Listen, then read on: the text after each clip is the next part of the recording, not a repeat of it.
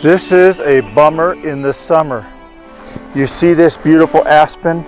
It's been here for several years. I planted this aspen tree, as I mentioned in the previous devotion, with pick and shovel, worked really hard, and guess what? This is September. These leaves would be all right now Colorado golden. Aspen golden leaves, nothing more beautiful. But you know what happened?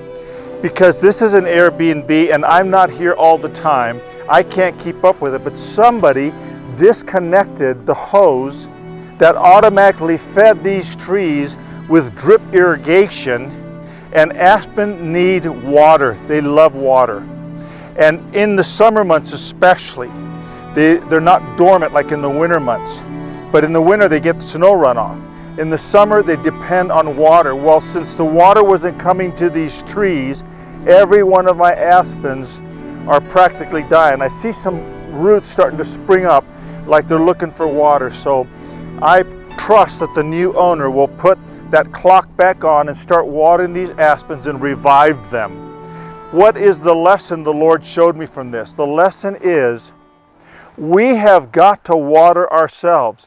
Think about the planting of the Lord in our lives and all that He has done to bring us to a place of salvation. And it's our responsibility to water that, because God wants us to water the word of His word, the scriptures, the Bible, the teachings into our lives, so that the living water, Jesus Christ, will come in us and bring life and revive us. But if you're dead and lean and you're not revived, it's because you haven't been watering yourself. We've got to water ourselves.